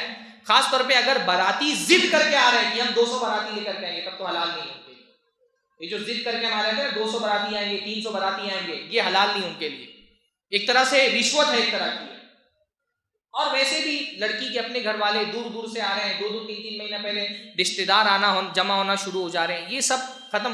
میں اس لیے بہت آسانی کے ساتھ یہ بولتا ہوں نا کہ دیکھیے لڑکی والے کے لیے بعض مرتبہ یہ بہت مشکل ہوتی ہے کہ وہ دعوت نہ دے لوگوں کو، زندگی بھر سب کی دعوتیں کھاتا ہوا آیا ہے تو اس کے لیے مشکل ہوتا ہے کہ میں دعوت کیسے نہ دوں۔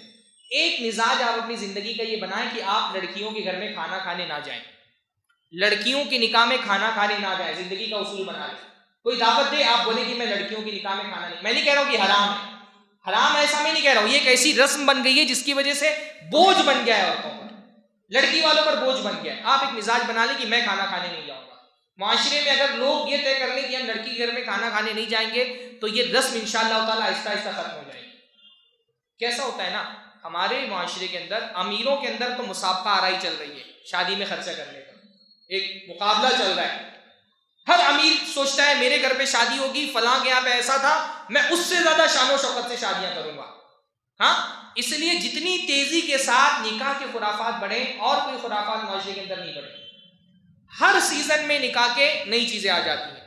پہلے ہوتا تھا کہ بھائی کوئی ایک ٹائپ کا گوشت ہو گیا نکاح ہو جاتا تھا، خاص طور پہ ہماری یو پی کے میں تو اور بدترین صورتحال ہے، بدترین صورتحال ہے، 15 15 20 20 ڈشیں ایک نکاح کے اندر ہے، کتنی بڑی فضول خرچی ہے۔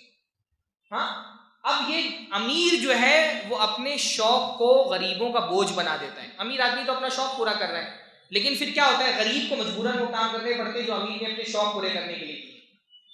اس نے تو 10 ڈشیں رکھ دی، اب اس غریب آدمی کو کم سے کم 5 ڈشیں اپنے گھر میں رکھنی پڑیں گی۔ تو یہ بوجھ کم کریے، اور مال کے بارے میں یہ بات یاد رکھیے کہ مال جو ہے وہ کیا ہے، مال آپ کا نہیں ہے، مال اللہ کا ہے۔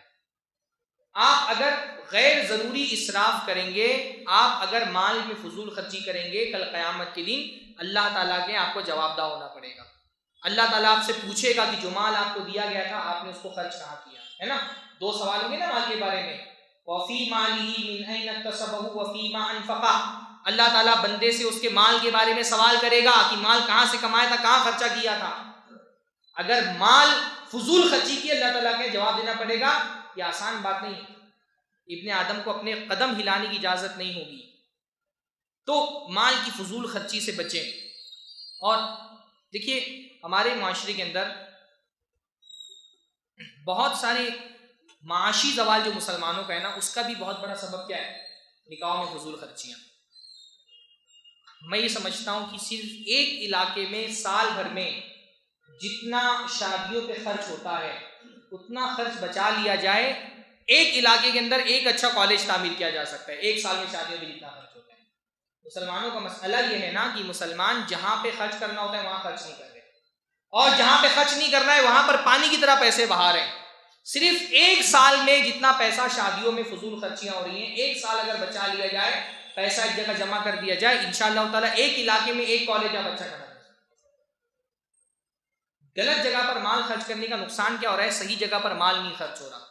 مسلمانوں کی بڑی بڑی پراپرٹیاں بہت سارے علاقوں میں ان کے ہاتھ سے کیسے نکل گئی، حیدرآباد میں، ممبئی میں، یو پی کے بہت سارے علاقوں میں لوگ اپنا کھیت بیچ کر کے، اپنے گھر بیچ کے، اپنے باپ دادا سے جو پراپرٹی ملی تھی وہ پراپرٹی بیچ کر کے اپنی بچیوں کا نکاح کرا رہے ہیں، جہیز کی رقم ادا کر رہے ہیں۔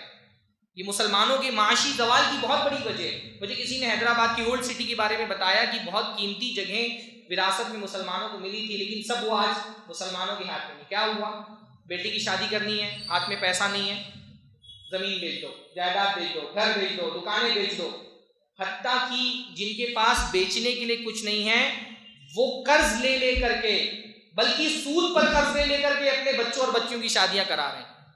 سود کے عام ہونے کی بھی بہت بڑی وجہ کیا ہے، جہیز کا رواج اور شادیوں کا مشکل ہونا۔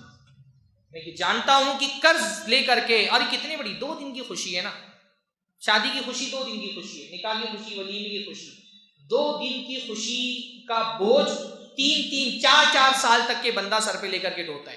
اتنا قرضہ لے لیا کہ 3 سال 4 سال تک کے قرضہ نہیں اس کے سر سے اتر رہا ہے. کیوں؟ وہ 2 دن خوشیوں کے بنائے. ایسی خوشی کس کام کی جس کا بوجھ آپ کو 3 4 سال تک سر پہ لے کر کے چلنا پڑ رہا ہے. اور اس سب سے بڑی وجہ، سب سے بڑا نقصان شادیوں کے مہنگا ہونے کا یہ ہے کہ معاشرے میں لڑکیاں بوجھ بن گئی ہیں لڑکیاں معاشرے کے اندر. ماں باپ جو ہے وہ لڑکی گھر میں پیدا ہوتی ہے تو ان کے چہرے سیاہ ہو جاتے ہیں. کیوں سیاہ ہو جاتے ہیں؟ ایک لڑکی پیدا ہوئی، باپ ٹینشن میں آ جاتا ہے، 5 لاکھ کا خرچہ بڑھ گیا. ہاں، ایک لڑکی پیدا ہوئی، 5 لاکھ کا خرچہ بڑھ گیا. اس لیے جس معاشرے کے اندر جہیز عام ہے اس معاشرے کے اندر لڑکیوں کو ماں کے پیٹ میں قتل کر دینے کا رواج بھی عام ہے. ہریانہ میں، پنجاب میں باقاعدہ جو ہے جو ابارشن سینٹر ہوتے ہیں نا، اس کے باہر بورڈ لگے ہوئے ہوتے ہیں، 5,000 خرچہ کرو 5 لاکھ بچاؤ. ابارشن سینٹر کے باہر اعلان لگا ہوا، 5,000 خرچہ کرو، اگر ماں کے پیٹ میں بچی پل رہی ہے ابارشن کرا دو، 5 لاکھ بچ جائیں گے تمہارے. بچیوں کو پیدا ہونے کے بعد قتل کر دیا جا رہا ہے. ایسے ایسے طریقے میں آپ کو بتا نہیں سکتا ہوں کہ کہیں شیطان آپ کے ذہن میں بھی نہ ڈال دے. کیوں ہو رہا ہے قتل؟ کہ لڑکیاں بوجھ بن گیا ان کا شادی کرنا. اتنا بڑا مسئلہ ہو گیا ان لڑکیوں کے ساتھ.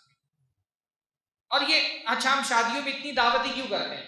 شادیوں میں دعوت کرنے کا مقصد ہوتا ہے رشتہ داروں میں محبت پیدا کرنا. دعوت کیوں کی جاتی ہے؟ محبت پیدا کرنے کے لیے کی جاتی ہے نا. بھائی رشتہ داروں کو دعوت دیں گے تو رشتہ دار آئیں گے، آپس میں کھائیں گے پیئیں گے، ساتھ بیٹھیں گے، محبت پیدا ہوگی. کیا ہماری شادیوں میں رشتہ داروں میں محبت پیدا ہو رہی ہے؟ ہاں، جس طرح شادی میں نکاح ضروری ہے، ولیمہ ضروری ہے، ہر شادی میں ضروری ہے کہ 2 4 رشتہ دار ناراض ہو جائیں. ہر شادی میں کوئی شادی ہمارے معاشرے کے اندر ایسی نہیں ہوتی جس میں 2 4 رشتہ دار ناراض ہوں. ہم سوچتے ہیں کہ ہمارا شان بڑھے گی. کسی کی رشتہ داری میں کبھی شان بڑھی شادی کرنے سے؟ نکاح کی تقریب ختم ہوتی ہے نا، مہمان جیسے ہی بس میں جا کر کے بیٹھتے ہیں غیبت کے سلسلے شروع ہو جاتے ہیں. عورتوں کے بس میں بیٹھے نہیں، غیبت شروع. ہاں، فلانی ایسی، فلانے ایسی، گوشت تو کیسا رکھا تھا، میٹھا تو منہ میں نہیں پڑ رہا تھا. ہاں، فلانی کو دیکھا تم نے، فلانی کو دیکھا. ارے بھائی میں نے یہ دیکھا ہے نا، پھپھا پھپھی اس بات پہ ناراض، پھپھا اس بات پہ ناراض ہے کہ نکاح کے ٹائم پہ میں پیچھے بیٹھا ہوا تو مجھے آگے نہیں بلایا. ہاں، بوٹیوں پہ رشتے ٹوٹ جاتے ہیں. بوٹیوں پہ رشتے ٹوٹ رہے ہیں. ان کے پلیٹ میں 3 بوٹی، میرے پلیٹ میں 2 بوٹی. کیسے گوشت دے دیا؟ ہڈی کی کھانی، گوشت تو تھا نہیں میرے پاس. بوٹیوں پہ رشتے ٹوٹ رہے ہیں. ہاں، تو بھائی دعوتوں کا مقصد تو ہوتا ہے رشتوں کو جوڑنا نا. ہمارے یہاں دعوتیں رشتے توڑنے کا سبب بن رہی ہیں، ٹوٹ رہے رشتے اس کی وجہ سے. تو ایسی دعوتوں کا کیا فائدہ؟ اس لیے دیکھیں نکاح کے وقت ہم پڑھتے نا 3 آیتیں قاضی پڑھتا ہے، اتقوا اللہ. تینوں میں کیا پیغام ہے؟ اللہ سے ڈرو. اس لیے نکاح کے معاملے میں لوگوں سے مت ڈرو. لوگ کیا بولیں گے؟ لوگ تو اپنے آپ کو معبود بنانا چاہتے ہیں.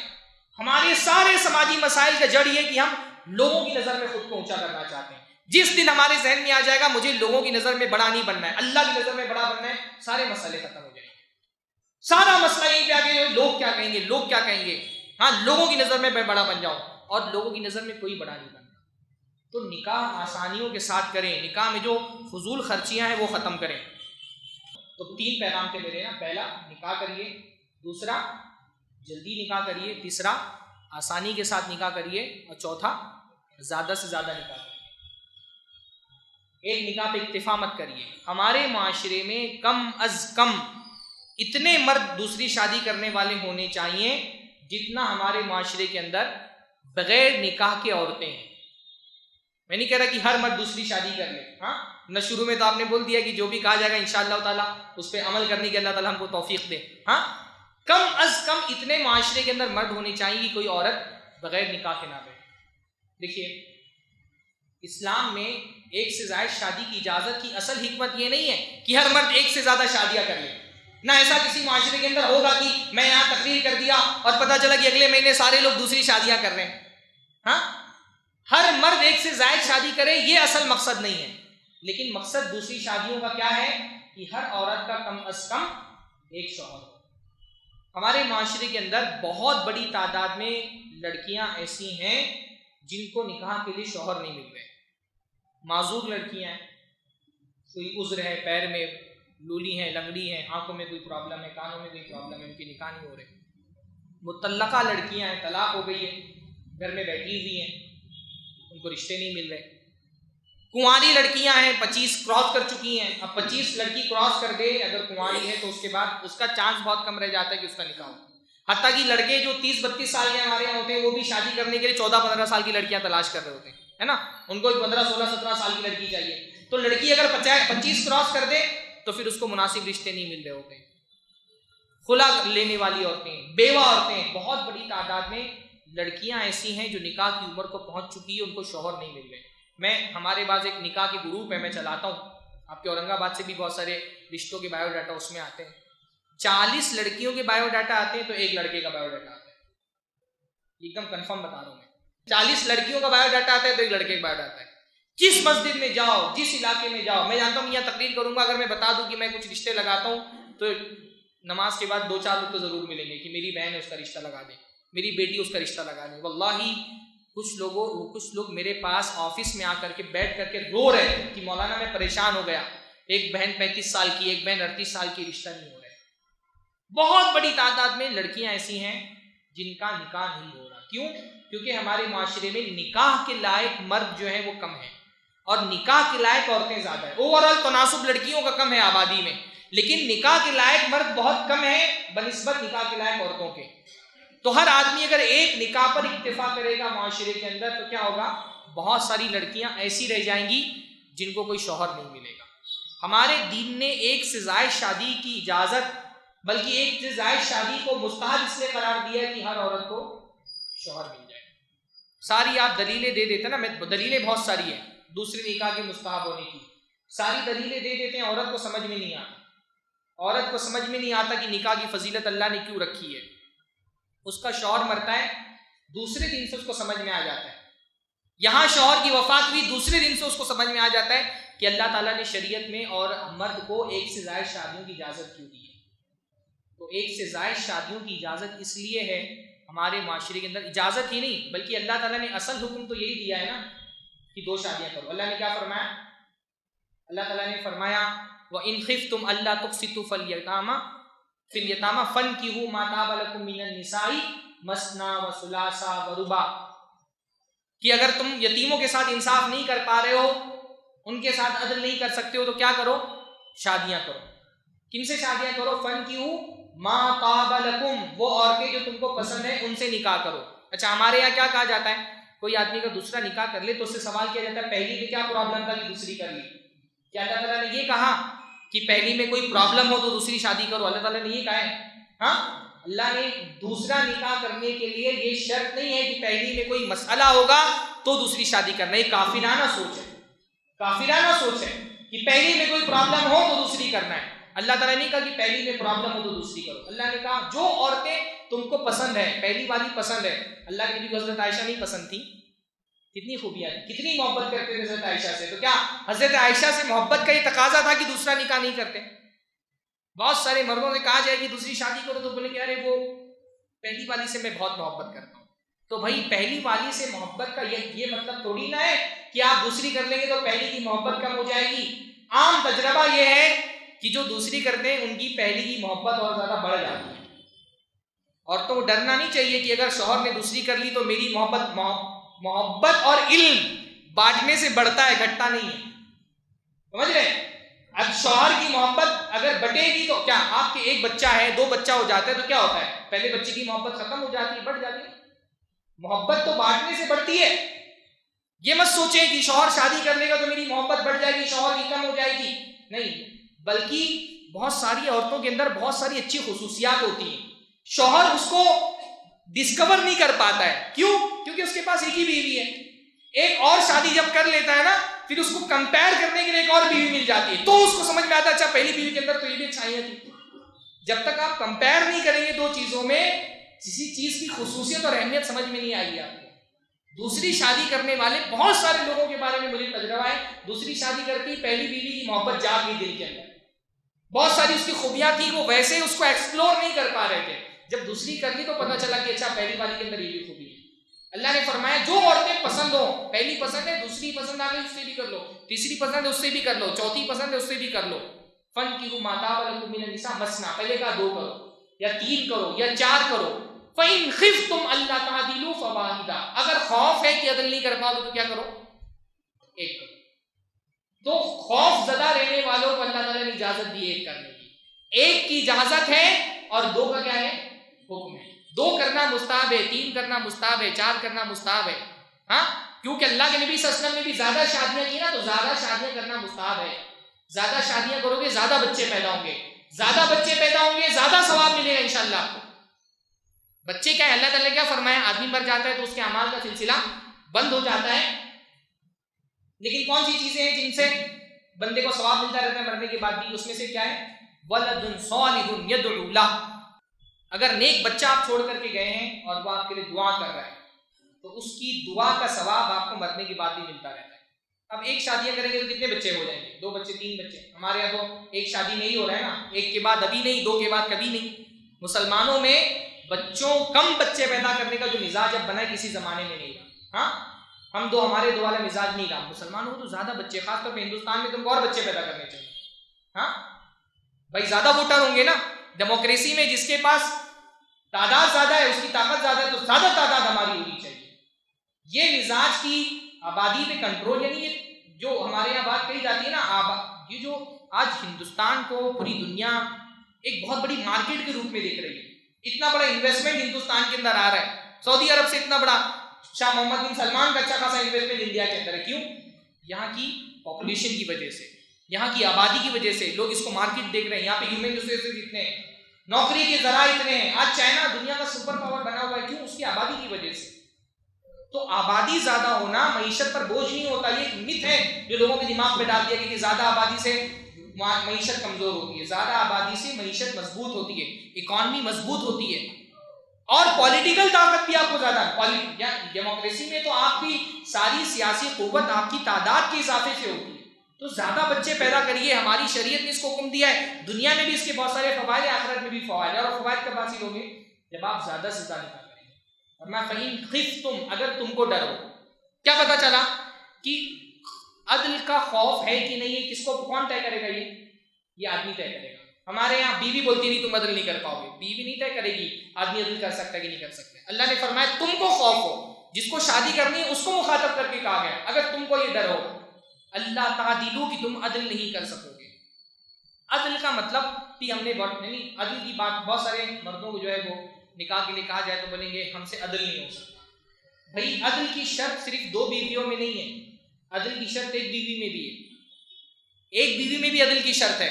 اگر آپ ماں کے مقابلے میں بیوی پر ظلم کر رہے ہیں تو بھی آپ عدل نہیں کر رہے. بیوی کے مقابلے میں ماں کے حقوق نہیں دے رہے تو بھی آپ عدل نہیں کر رہے. عدل تو زندگی کی ہر مرحلے میں چاہیے. صرف دوسری شادی کی بات پر ہم کو عدل یاد آتا ہے. حالانکہ دوسری شادی میں تو اللہ تعالیٰ نے بہت کچھ تخفیف رکھی ہے آپ کے لیے، بہت کچھ آسانیاں رکھی. اللہ تعالیٰ نے فرمایا کہ تم طاقت بھی لگا دو تو آخری حد تک عدل نہیں کر سکتے، تو اتنا زیادہ ناانصافی مت کرو کہ ایک بیوی کو لٹکتا ہوا چھوڑ دیا ہے. تو اللہ کے بندوں زیادہ سے زیادہ شادیاں کرو. اور ایک مسئلہ یہ بھی یاد رکھیں کہ تعدد، ایک سے زیادہ شادیاں کرنا، یہ ہمارے دین کا حکم ہے. ٹھیک ہے، آپ اپنے اندر طاقت نہیں پاتے، آپ بزدل ہیں، آپ ایک سے زیادہ شادیاں نہیں کر رہے، کوئی بات نہیں.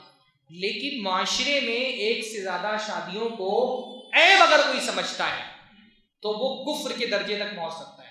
شریعت کے کسی حکم کو اگر کوئی ناپسند کرتا ہے تو یہ کفر ہے.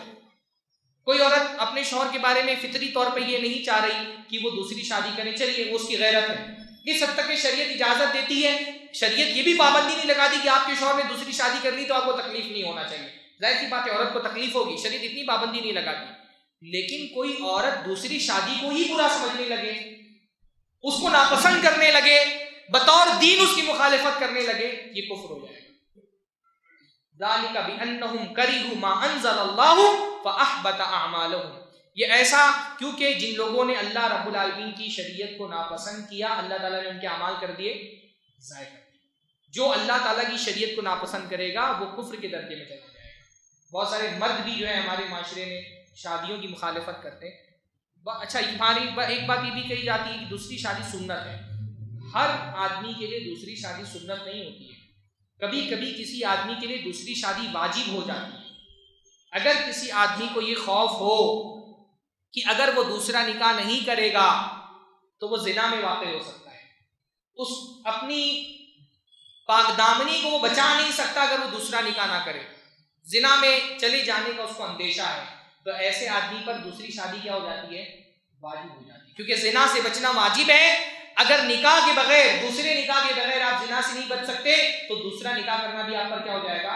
واجب ہو جائے گا۔ ہر آدمی کے لیے دوسری نکاح سنت نہیں ہوتا، بہت سارے لوگوں کے لیے دوسرا نکاح واجب بھی ہو جاتا ہے، بہت سارے لوگوں کے لیے حرام بھی ہو سکتا ہے، بہت سارے لوگوں کے لیے حرام بھی ہو سکتا ہے کہ اگر وہ پہلی بیوی کے ساتھ اتنی ناانصافی کرے کہ اس کو لٹکتا چھوڑ دے تو اس کے لیے پھر دوسرا نکاح حرام بھی ہو جائے گا، لیکن اس کے لیے واجب بھی ہو سکتا ہے۔ لیکن اور اگر کوئی آدمی کر رہا ہے، ہم کو یہ حق نہیں پہنچتا کہ ہم اس پر اعتراض کریں، ہم نہیں طے کریں گے کہ وہ عدل کر سکتا ہے کہ نہیں کر سکتا ہے۔ بہت سارے لوگ دوسری شادی ہو جانے کے بعد مرد کی سسرال کے لوگ، اس کی اپنی بیوی، اس کے اپنے ماں باپ، اس کے اپنے بھائی بہن پوری کوشش لگا دیتے ہیں کہ اس کو دوسری شادی توڑوا دینی ہے اس کی۔ یہ بہت بڑا گناہ ہے۔ اللہ کے نبی صلی اللہ علیہ وسلم نے فرمایا وہ آدمی ہم میں سے نہیں ہے جو شوہر اور بیوی کے درمیان میں دشمنی پیدا کرتا ہے، چاہے وہ پہلی بیوی ہو چاہے وہ دوسری بیوی ہو۔ اللہ کے نبی نے فرمایا کسی عورت کے لیے حلال نہیں ہے کہ وہ اپنی بہن کا طلاق طلب کرے، یعنی اگر شوہر نے دوسری شادی کر لیا ہے، سوکن اس کی بہن ہے، سوکنوں کو اپنی بہن سمجھو۔ سوکن تو بھائی میں سمجھتا ہوں نا، سوکن جو ہے وہ بہت اچھی فیسلٹی ہے، آپ نے اس کو اپنی دشمن سمجھا ہوا ہے، وہ فیسلٹی ہے آپ کے لیے۔ بہت ساری عورتیں چاہتی ہیں شادی کے بعد کہ ہم کو ماں باپ کی خدمت کا موقع نہیں مل رہا، ماں باپ کی خدمت کرنا چاہتی ہیں، پر کیسے خدمت کریں گی؟ شوہر کا ہی بوجھ اتنے سر پر ہے کہ 2 مہینہ بھی وہ میکے میں نہیں رہ سکتی ہے۔ شادی کرا تو شوہر کی سب سے آسان کام ہے، اس کی دوسری شادی کرا تو جاؤ 2 مہینہ 4 مہینہ میکے میں بیٹھے رہو، اعتراض نہیں کرے گا۔ بہت ساری خواتین ہیں داعیہ عالمہ دعوت کا کام کرنا چاہتی ہیں، پر شوہر کی اور بچوں کی ذمہ داریاں اتنی سر پر ہے کہ ان کے پاس موقع ہی نہیں ہے۔ عالمہ عورتوں کو، داعیات کو تو خاص طور پہ اپنے شوہروں کی دوسری شادی کرانی چاہیے۔ بھائی شوہر کی شادی کراؤ، آدھا بوجھ اس کا سر سے تمہارے اتر جائے گا، جو ٹائم تمہارے پاس بچے گا دعوت میں لگاؤ، علم میں لگاؤ۔ بہت ساری عورتیں عبادت کرنا چاہتی ہیں لیکن شوہر کا اتنا کام ہوتا ہے اس کے کپڑے دھلنا ہی نہیں۔ ہمارے معاشرے کے اندر شوہر بہت زیادہ ڈیپینڈ ہوتا ہے نا بیویوں پر، کھانا کپڑا ہر چیز تو بیوی سے طلب کرتا ہے، اپنی لنگی تک نہیں کھنگال سکتا، وہ بھی بیوی کھنگال کر کے دیتی ہے۔ تو دوسری شادی کرا دو، اس کے بعد تمہارے پاس ٹائم ہی ٹائم ہے، اس کو عبادت میں لگاؤ، اس کو دعوت میں لگاؤ، اس کو علم میں لگاؤ، معاشرے کے اندر خیر پھیلانے میں لگاؤ، ماں باپ کی خدمت میں لگاؤ۔ دوسری سوکن بہت اچھی فیسلٹی ہے۔ ہم نے نہ صرف ازواج مطہرات کی لڑائیوں والی حدیثیں ہم کو سنائی گئی، غیرت والی حدیثیں سنائی گئی، ازواج مطہرات کی آپس میں بہت محبت بھی تھی، اللہ کے نبی کی بیویوں کی آپس میں بہت محبت تھی، ہاں آپس میں ہنسی مذاق کرتے تھے۔ اللہ کے نبی صلی اللہ علیہ وسلم نے غالباً جب حضرت زینب سے شادی کی تو اللہ کے نبی صلی اللہ علیہ وسلم ساری بیویوں کے پاس گئے ولیمہ کھلانے کے بعد، اور ہر بیوی نے کیا کہا؟ دعا دی کہ اللہ تعالیٰ آپ کو برکت دے نکاح میں، اور پوچھا کیف وجدت زوجتک، اللہ کے نبی صلی اللہ علیہ وسلم آپ نے اپنی بیوی کو کیسا پایا؟ خوش، مطلب اللہ کے نبی صلی اللہ علیہ وسلم کو دعائیں دے رہی ان کی بیویاں شادی کرنے کے بعد۔ ہاں ہمارے بدعا کا سلسلہ شروع ہو جاتا ہے اگر آدمی دوسری شادی کر لی۔ جہاد بناتے نا، شادی جیسے آسان امر کو اتنا مشکل کر دیا گیا ہے کہ آدمی بعض مرتبہ بدکاری میں عافیت سمجھنے لگتا ہے کہ زنا کر لوں وہ عافیت کس سے کہ میں نکاح کروں، اور ہمارے معاشرے میں زنا کرنے والے کو اتنا برا بلا نہیں کہا جاتا جتنا نکاح کرنے والے کو۔ حالانکہ اللہ تعالیٰ نے کیا فرمایا؟ والذین هم لفروجہم حافظون الا علی ازواجہم او ما ملکت ایمانہم فانہم غیر ملومین، کہ جو اپنے شرمگاہوں کی حفاظت کرتے ہیں اور اپنی ضرورت صرف بیویوں سے پوری کرتے، یا ان کی جو زمانے میں لونڈیاں ہوتی تھیں وہ تو نہیں رہی اب ہمارے زمانے میں، صرف بیویوں سے ضرورت پوری کرتے فانہم غیر ملومین، تو ان پر کوئی ملامت نہیں۔ اللہ نے ان کو سرٹیفکیٹ دے دیا کہ اگر ایک شادی تھی 2 شادیاں کر لی، 3 کر لی، 4 کر لی، اللہ کی طرف سے اس کو سرٹیفکیٹ مل گیا کہ اس پر ملامت کرنے کا کسی کو حق حاصل نہیں ہے۔ پر ہمارے معاشرے کے اندر اس لیے یعنی یہ بھی سمجھیے کہ دوسری شادی کرنے والے نا مجاہد ہیں، جو دوسری شادی کرنے کے بعد ان کو تکلیفیں پیش آ رہی ہیں اس پر وہ صبر کرے، انشاءاللہ تعالیٰ اس صبر پر بھی ان کو ثواب ملے گا۔ دوسری شادی میں بہت ثواب ہے، یعنی اللہ تعالیٰ نے کیا فرمایا؟ بیوی کے منہ میں، اللہ نے بھی فرمایا بیوی کے منہ میں جو لقمہ ڈالتے اس پر بھی تم کو ثواب ملتا ہے۔ تو ایک بیوی کے منہ میں ایک بیوی کو کتنا کھلا دو گے بھائی؟ ہاں 4 بیویوں کو کھلاؤ گے 4 بیویوں کا ثواب ملے گا۔ اور کمارے سوچیں وہ ایک بیوی کو بھی نہیں کھلا رہے، ایک بیوی کو بھی کھلانے کا ثواب نہیں مل رہا، حتیٰ کہ اللہ کے نبی صلی اللہ علیہ وسلم نے کیا فرمایا؟ تم اپنی ضرورت پوری کرنے کے لیے بیوی کے پاس جاتے ہو اس پر بھی تم کو ثواب ملتا ہے۔ اب جو ایک بیوی کے پاس جا رہا ہے اس کو ایک ہی بیوی کا ثواب مل رہا ہے، اور جو 4 بیویوں کے پاس جا رہا ہے الحمدللہ اس کو 4 بیویوں کا ثواب مل رہا ہے۔ تو زیادہ بیویوں میں اللہ تعالیٰ نے بہت برکت رکھی ہے، امت میں بہت خیر رکھا ہے۔ کم از کم ہمارے معاشرے کے اندر اتنے بہادر لوگ ہونے چاہیے جتنے ہمارے معاشرے کے اندر مطلقہ بیوہ عورتیں پریشان ہیں، ڈپریشن کا شکار ہیں. کتنی ساری مطلقہ بیوہ عورتیں وہ جسم فروشی تک پہ مجبور ہو جاتی ہیں، ارتداد کے شکار ہو رہی ہیں ایسی مطلقہ بیوہ عورتیں، کیونکہ کوئی ان کو نکاح کرنے کے لیے ہمارے معاشرے کے اندر نہیں مل رہا ہے. ان کو بچانا ہے تو معاشرے کے اندر ایسے افراد ہونے چاہیے جو ایک سے زائد شادیاں کریں، ان لڑکیوں کا ہاتھ تھامیں. عورتوں کو یہ سمجھنا چاہیے، میں نہیں کہتا کہ عورتوں کو جو ہے وہ تکلیف نہیں ہوگی، تکلیف تو ہوگی، لیکن آپ بتائیے آپ کے شوہر کا انتقال ہو جائے تو آپ کیا سوچ کے صبر کرتے ہیں؟ یہ اللہ تعالیٰ کا حکم تھا، اللہ تعالیٰ کی مرضی تھی، اللہ تعالیٰ کی قضا تھی، اللہ رب العالمین نے اس کی موت رکھی تھی، ہو گئی، میں اللہ کے حکم سے راضی ہوں. بیوہ عورت یہ سوچ کے صبر کرتی ہے نا، جیسے اللہ کے کونی حکم سے آپ راضی ہو جاتے ویسے اللہ کے شرعی حکم سے آپ راضی ہو جائیں. یہ تکلیف تو ہے شوہر نے دوسری شادی کر لی، لیکن اللہ کی شریعت کے مطابق کی ہے تو میں اللہ تعالیٰ کی شریعت کے حکم سے راضی ہوں. ہمارے یہاں مسلم پرسنل لا بورڈ دستخط مہم چلی تھی آپ کیا کہ نہیں؟ دستخط مہم، کیا دستخط مہم تھی کہ عورتیں دستخط کر رہی تھی کہ ہم کو شریعت کے حکم سے کوئی اختلاف نہیں ہے، ہم شریعت کے حکم سے راضی ہیں. دستخط کرنا کافی نہیں ہے. اگر آپ کو مسلم پرسنل لا بورڈ کی حفاظت کرنی ہے، مسلم پرسنل لا کی حفاظت کرنی ہے، اپنے شوہروں کی دوسری شادی کراؤ اور ثبوت دو کہ ہم کو شریعت کے حکم سے کوئی پرابلم نہیں ہے. تو دستخط کرنا کافی نہیں، دستخط کرنا تو بہت آسان ہے. اگر واقعتاً آپ شریعت کے حکم سے مطمئن ہیں، آپ کو شرعی احکام سے کوئی پرابلم نہیں ہے نا، اپنے شوہروں کی شادیاں کرائیں اور بولیں کہ ہم کو شریعت کے حکم سے کوئی پرابلم نہیں. آپ دیکھیے جو دوسری شادی کا مسئلہ ہے نا، بہت 3 طلاق کے بعد سب سے زیادہ ٹارگیٹ بھی یہی مسئلہ ہے، اور بہت ممکن ہے کہ کچھ سالوں کے اندر، بلکہ میرے خیال سے جو پٹینشن اس کے خلاف داخل کیا گیا ہے اور جو بینچ ہے قانون سازی کی اس کے پاس یہ مسئلہ زیر سماعت ہے، تو بہت ممکن ہے کہ آگے چل کر کے دوسری شادی کے حکم پر بھی ہندوستان کے اندر پابندی لگا دی جائے. اس سے پہلے کی پابندی لگا دی جائے دوسری شادی کر لیں، زیادہ ٹائم نہیں ہے اپنے پاس، سمجھ رہے ہیں؟ اس سے پہلے کہ حکومت کی طرف سے 3 طلاق کی طرح اس پر بھی پابندی لگا دی جائے، دوسری شادی کر لو. تھوڑا آسان نہیں، مشکل ہے ہاں، لیکن مشکل چند دنوں کی ہے، راحت ہے زندگی بھر کی انشاءاللہ تعالی. ورنہ بوڑھے ہو جاؤ گے، بیوی کو موت ہو گئی، پھر ہمارے معاشرے میں آپ کو دوسری شادی نہیں کرنے دے گا کوئی، ہے نا. یہ بھی مسئلہ ہے نا، بیوی کی اگر موت بڑھاپے میں ہو جاتی ہے پھر شوہر کے لیے دوسری زندگی بھر بیوی بولتی ہے میں مر جاؤں گی پھر دوسری کر لینا، وہ مر جاتی ہے بڑھاپے میں، پھر بچے دوسری نہیں کرنے دیتے کہ ابا دوسری کر لیں گے تو پراپرٹی تقسیم ہو جائے گی، تو بیچارہ ایسے رہ جاتا ہے. تو بچوں کو، بیویوں کو اپنے سر پر مالک مت بنائیں. اللہ تعالیٰ نے جس چیز کی اجازت دی ہے حلال کریے. دیندار آدمی کا مسئلہ یہ ہے نا کہ اس کو حرام سے بھی بچنا ہے، عوام سے بھی بچنا ہے. اور جو بے دین آدمی ہے نا وہ حرام سے بچ رہا ہے، نہ عوام سے بچ رہا ہے، نہ اس کو عوام کی فکر ہے نہ حرام کی فکر ہے. دیندار آدمی بیچارہ حرام سے بھی بچ رہا ہے اور حلال کرنے میں پھر عوام سے بھی ڈر رہا ہے. تو اللہ کا ڈر اگر دل کے اندر ہے تو لوگوں کا ڈر دل کے اندر مت لائیے. امید کرتا ہوں کہ کم از کم ایک آدمی کی تو ذہن سازی پوری ہوگی دوسری شادی پر. تو اللہ تعالی ہم سب کو اپنے دین کے احکام پر مطمئن ہونے کی توفیق نصیب فرمائے. اللہ تعالیٰ بہت سارے مسائل تھے شادی کے حوالے سے، سب ایڈمٹ ہو گئے. امید کرتا ہوں کہ انشاءاللہ تعالیٰ کچھ باتیں تو آپ کے سمجھ میں آئی ہوں کہ اللہ تعالیٰ ہم سب کو ان پہ عمل کرنے کی توفیق عطا فرمائے. اللہ تعالیٰ ہمارے کنواروں کو جلد از جلد شادی کرنے کی توفیق نصیب فرمائے. ہاں، کنوارے آدمی کے چاہیے کہ خود بھی دعا کرتے رہے. بعض علماء نے کہا کہ وہ حضرت موسیٰ کی جو دعا تھی کیا، رب انی لما انزلت الی من خیر فقیر. تو بعض علماء نے کہا کہ جو جن کی شادیاں نہیں ہوئی ان کو یہ دعا پڑھنی چاہیے، رب انی لما انزلت الی من خیر فقیر. کیونکہ حضرت موسیٰ نے جب یہ دعا پڑھی سب سے پہلے کیا ملی ان کو؟ سب سے پہلے بیوی ملی. ہاں، جیسے ہی دعا پڑھی کیا ہوا؟ اس کے بعد والی آیت میں کیا ہے؟ فجاءت احداہما، 2 میں سے ایک عورت. اللہ نے اس کے فوراً بعد بیوی کا ہی ذکر کیا. تو کنواروں کو جن کی شادیاں نہیں ہو رہی اور جو ہمارے یہاں ماں باپ ہیں وہ نوجوان کے تقاضے نہیں سمجھ پاتے.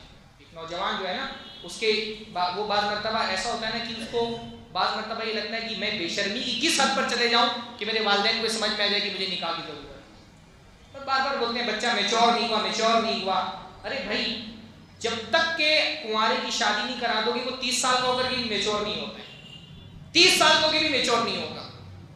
زنا وہ 14 سال. اب یہ ویلنٹائن ڈے کا وقت آتا ہے، دیکھنے میں آتا ہے 15 سال کا 16 سال کا لڑکا ابھی موچ بھی برابر سے نہیں آئی ہے، گفٹ خرید رہا ہے گرل فرینڈ کے لیے. بدکاری کرنے کے لیے میچور ہے وہ، نکاح کرنے کے لیے میچور نہیں ہوا. بھائی میچور اگر نہیں ہوا ہے، میچورٹی نکاح کے بعد ہی آتی ہے. جب تک شادی نہیں کریں گے میچورٹی زندگی میں نہیں آئی. ہمارا کہا جاتا تھا نا پہلے کہ شادی کرا دو بھی آٹے دال کا بھاؤ پتہ چل جائے گا. جب تک شادی نہیں کرائیں گے. آپ دیکھیے نا ہماری زندگی اور بہت سارے کنواروں کی زندگی دیکھی, شادی نہیں ہوئی تھی, پورے عید میں پورا رمضان خیال چلتا رہتا تھا کون سا کپڑا سلانا ہے, کون سے کپڑے پہننے ہیں, کون سے جوتا خریدنا ہے. شادی ہو گئی 2 سال کے بعد اپنے کپڑے کی پرواہ نہیں رہتی اس کو, بس بیوی بچوں کے لیے کسی طرح سے انتظام ہو جائے. شادی کے بعد یہ اصل میں میچورٹی آتی ہے. آپ یہ سوچیں بچہ میچور ہو جائے گا پھر شادی کروں گا, تو کبھی وہ بوڑھا بھی ہو جائے گا اگر شادی نہیں ہوئی, بیوی بچے نہیں آئے, میچورٹی نہیں پیدا ہوگی. بلکہ بچے نہیں پیدا ہوتے جب تک میچورٹی نہیں آتی. لڑکی تو شادی ہوتی میچور ہو جاتی ہے, ہاں بہت دماغ چلاتی ہے. لڑکیوں کی شادیاں ہو جاتی ہیں نا, شادی ہوتے ساتھ بہت دماغ سے وہ ایک ایک پیادہ ایسے بڑھا رہی ہوتی جیسے شطرنج پہ شطرنج چل رہی ہے. ہاں پوری شادی ہو کر کے آتی نا, پوری پارلیمنٹ اس کی ہوتی ہے, ساری پارلیمنٹ جمع ہو جاتی. بیوی وہاں سے ماں جو ہے وہ اس کو فیڈ کر رہی ہوتی ہے, سہیلیاں الگ بتا رہی ہوتی ہیں, بہنیں الگ بتا رہی ہوتی ہے کیسے شوہر کو قابو میں کرنا ہے, کیسے ساس کے ساتھ ڈیل کرنی ہے. وہ شادی ہوتی لڑکی میچور ہو جاتا ہے. لڑکا بہت مست رہتا ہے, شادی ہو گئی نا اسی خوشی میں ہی وہ مست رہتا ہے. بچے ہو جاتے ہیں تب جا کر کے وہ میچور ہوتا ہے. تو میچورٹی تلاش مت کریے, شادی کر دیجئے, بچے ہو گئے نا آدمی خود میچور ہو جائے گا انشاءاللہ. یہ سب بہانے, یہ موضوع اتنا وسیع تھا کہ بہت ساری باتیں اس کے اندر رہ گئی. بہرحال میں امید کرتا ہوں ماں باپ کو یہ سوچنا چاہیے کہ بچہ بالغ ہو گیا ہے, اگر اس کے قدم بہک گئے آپ کے غلط تقاضوں کی وجہ سے, وہ تو گنہگار ہوگا, آپ بھی گنہگار ہو جائیں گے. اپنے بچوں کو جہنم کے راستے پہ مت ڈالیے, اپنی بچیوں کو جہنم کے راستے پہ مت ڈالیے. کم عمری میں لڑکی کو تو عفت کی بات یہ ہے, آپ اپنی عزت سنبھالنا چاہتے ہیں 17 18 19 20 سال, زیادہ سے زیادہ 20 کے پہلے لڑکیوں کی شادی کرا دیں. بہت زیادہ باریکیوں میں مت جائیں, 20 سے پہلے شادیاں کرا دیں. ہاں کنواری ان کو مت رکھیں. کنوارگی کا مرحلہ بہت فتنے کا مرحلہ ہوتا ہے. اللہ تعالیٰ ہم سب کو دین کا صحیح فہم عطا فرمائے, دین کے احکام پر ہم کو مطمئن فرمائے. جو بھی خرافات نکاح اور سماجی مسائل میں ہم نے جنم ہو گئے ہمارے معاشرے کے اندر, اللہ تعالیٰ ان کو ختم کرنے کی ان کو توفیق نصیب فرمائے. اقول قولی ھذا واستغفر اللہ لی ولکم ولسائر المسلمین واستغفروہ انہ غفور رحیم. وآخر دعوانا ان الحمد للہ.